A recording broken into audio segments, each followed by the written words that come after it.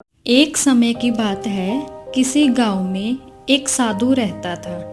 वह भगवान का बहुत बड़ा भक्त था और निरंतर एक पेड़ के नीचे बैठकर तपस्या किया करता था। उसका भगवान पर अटूट विश्वास था और गांव वाले भी उसकी बहुत इज्जत करते थे। एक बार गांव में बहुत भारी बाढ़ आ गई। चारों तरफ पानी ही पानी दिखाई देने लगा। सभी लोग अपनी जान बचाने के लिए ऊंचे स्थानों की तरफ बढ़ने लगे। जब लोगों ने देखा कि साधु महाराज अभी भी पेड़ के नीचे बैठे भगवान का नाम जप रहे हैं, तो उन्हें यह जगह छोड़ने की सलाह दी। पर साधु ने कहा, तुम लोग जाओ, अपनी जान बचाओ, मुझे तो मेरा भगवान बचा लेगा।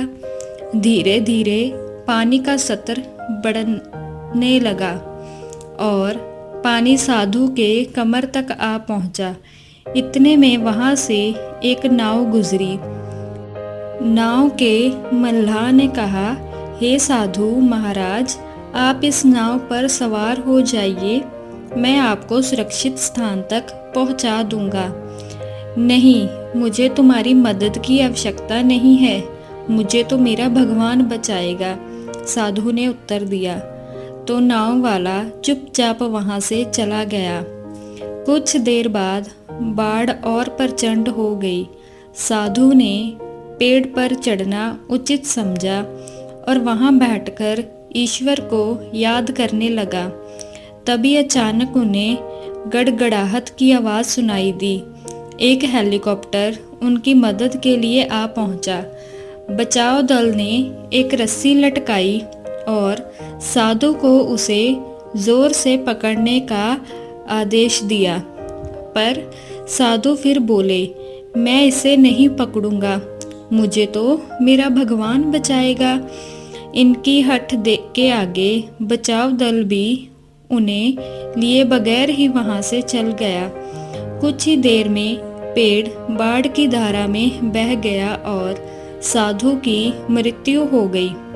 मरने के बाद साधु महाराज स्वर्ग पहुंचे और भगवान से बोले, हे प्रभु, मैंने तुम्हारी पूरी लगन के साथ आराधना की, तपस्या की, पर जब मैं पानी में डूबकर मर रहा था, तब तुम मुझे बचाने नहीं आए, ऐसा क्यों प्रभु? भगवान बोले, हे साधु, मैं तुम्हारी रक्षा करने एक नहीं बल्कि 3 बार आया था। पहला ग्रामीणों के रूप में, दूसरा नाव वालों के रूप में और तीसरा हेलीकॉप्टर बचाव दल के रूप में, किंतु तुम मेरे इन अवसरों को पहचान ही नहीं पाए। तो इस कहानी से हमें ये शिक्षा मिलती है कि केवल अंधविश्वास या अड़ियलपन से काम नहीं चलता। साधु का भगवान पर अटूट विश्वास था, जो अच्छी बात है, लेकिन उसने अपने व्यवहार की वजह से इसको नज़रअंदाज कर दिया। हमें विश्वास के साथ साथ बुद्धिमानी और विवेक का भी उपयोग करना चाहिए।